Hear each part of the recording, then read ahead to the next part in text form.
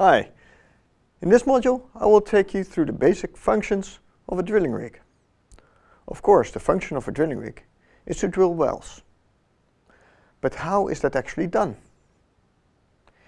Here you see a very basic drawing which features the key elements of a drilling rig. The derrick or mast is the item you might be familiar with, as it is a very characteristic feature. Together with the substructure, the derrick forms the structural part of the drilling rig. I will now take you through the 4 functions of a drilling rig to further explain. Hoisting, the rig is actually a modified crane. Rotating, circulating, and pressure control. All these functions can be operated by the driller from one location, which is the driller's cabin. In this case here you see one of the modern types with comfortable chairs, heated and protected from the drill floor. The driller and the assistant driller have the controls at their fingertips and get feedback from the equipment, sensors and data acquisition tools on their screens. This is also referred to as a cyber rig, as automation has taken over much of the manual activities to improve safety and efficiency. As a contrast, this is more of a traditional setup which is still commonly found on onshore rigs. The driller stands on the drill floor with the drilling brake in his right hand, and with his left hand he controls the rest of the functions while keeping an eye on the block weight and other data. So let's have a closer look at how the hoisting works. The drilling line or wire line is strung several times between the crown block and the travelling block. The crown block is situated in the top of the derrick and is fixed. The travelling block travels up and down the derrick and lifts the drill string in and out of the hole. To move the travelling block up and down, the drawrigg is operated by the driller and stopped with the drum brake. Additional spare drilling line is available on the storage wheel. Once in a while, the drill line is reeved through following a fixed maintenance program and held fixed by the deadlight anchor. The next function we look at is the rotation function. There are 2 main systems that can rotate the string, which is the rotary table and Kelly or the top drive. In this module, I will only discuss the top drive. The top drive is a rotating device located below the travelling block, so it travels up and down the derrick together with the travelling block. The top drive has a very powerful electrical or hydraulic motor and is connected to the drill string. The drill string consists of sections of drill pipe which are stored in the derrick as stands, as you can see on the picture in the middle. You can also see how the drill pipe is connected to the top drive. One of the functions of the drill pipe is to transfer the torque and rotation to the bottom hole assembly, or BHA, and the bit.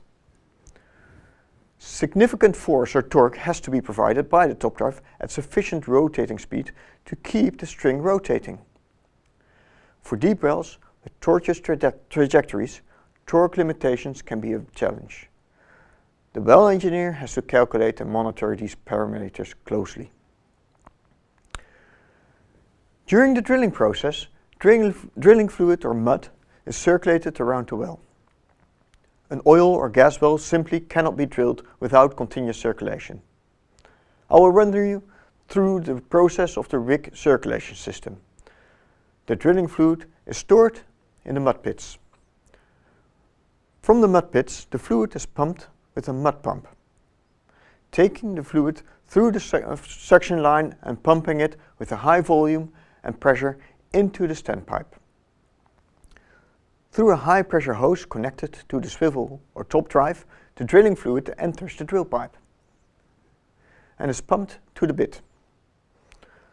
Through the nozzle of the bit, the drilling fluid enters the open hole and returns through the endless back to surface, where it exits the well through the mud return line. Formation cuttings are created by the bit and are picked up by the drilling fluid and carried to surface. Before we can pump the fluid to our mud pits for reuse in the circulating system, we will need to clean the cuttings from the fluid. The first cleaning step is by flowing the fluid over the shale shakers. Cuttings are separated and are disposed. The rest of the fluid is further cleaned by the desilter and desander, or mud centrifuge, to get rid of the smaller fraction of particles. Now the drilling fluid is ready to be used again and stored in the mud pits. The drilling fluid used for drilling is not just a fluid, but an engineered fluid. It has many functions whereby transport of cuttings is one of them, which I just explained. To be able to transport the cuttings, the fluid has to be viscous. Imagine if we would just have water. During the drilling process, the pumps are shut down regularly to make a new drill pipe connection. As you can see in this sample, as soon as I stop shaking the water, the cuttings drop immediately to the bottom. The same would happen in the well. Cuttings would keep dropping to the bottom of the well, piling up with many drilling difficulties as a result. Therefore we use a viscous fluid, as you can see in this sample.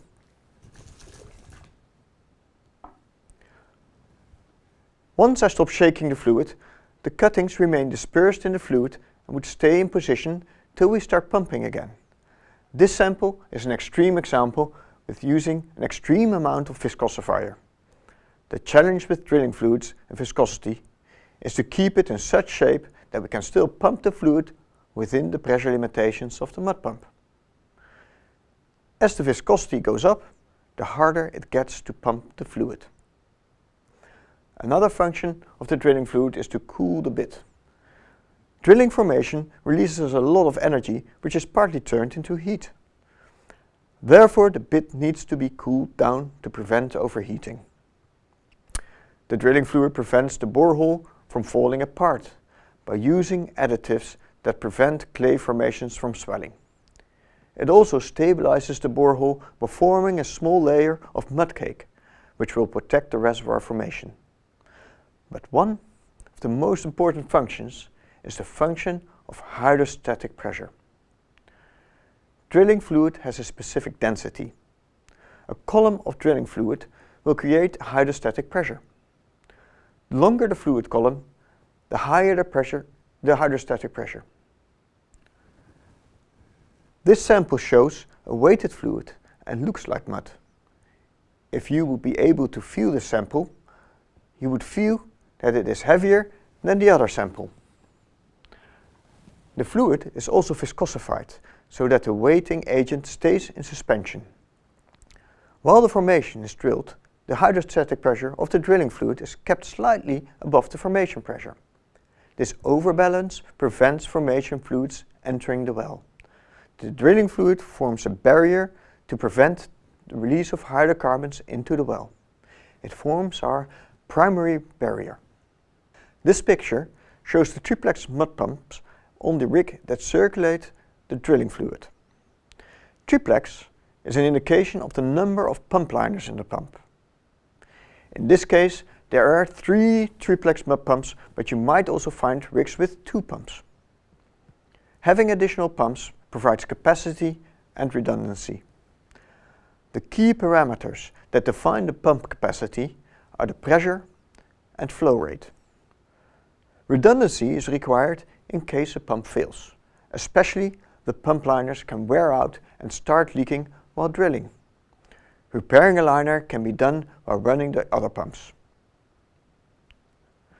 When the fluid comes from the well, it runs past the solids control equipment. Shale shakers vibrate while the mud returns over the sieves, taking out the larger fraction of cuttings. The desilter and desander are shown in the background. Early on, I mentioned how important the drilling fluid is for pressure control. It prevents hydrocarbons entering the well. If the risk of releasing these hydrocarbons from the well is not properly managed through rigorous barrier management, the end result may look like this. Hydrocarbon gas or oil is blown out of the well. Needless to say, that the blowout can be devastating, possibly killing people, will cause serious damage to the environment and will result in reputation loss. In some cases, a blowout may fluidize the subsurface. In this case, the entire rig was swallowed into the ground, leaving a scar forever. In case the primary barrier is lost, which is the overbalance of the drilling fluid, we need to regain control over the well. And this is done by the secondary barrier, which is the blowout preventer, or BOP. The BOP stack is a combination of shut-in devices which are controlled remotely. If the well shows any sign of a kick, it will have to be shut in using one of these devices to stop the flow. One option is to close the annulus.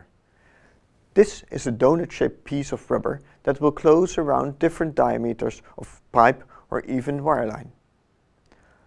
Therefore, this device is often used as first choice to shut in the well. The other shut-in devices are ram type. Dependent on the type of operation, the amount of ram type and annular type BOPs may vary. In this case, there are 3 type BOPs and 1 annular BOP. Each of these ram type BOPs may be equipped with a different type of ram. Again, this is dependent on the operation. Normally, you will find a fixed pipe ram which closes only around a specific drill pipe size in the top and bottom cavities. The middle ram is often used as shearing blind ram. This ram will cut the drill pipe and seal the wellbore. The shearing blind ram is only used as last resort. Once the well is shut in with the BOP, the next step is taken to kill the well. This is done by circulating a new, heavier drilling fluid into the well under controlled conditions. Once the overbalance is regained with the new drilling fluid, the BOP can be opened again and drilling can continue. This brings me to the end of this module, where I've explained the 4 functions of the drilling rig: hoisting, rotating, circulating, and pressure control.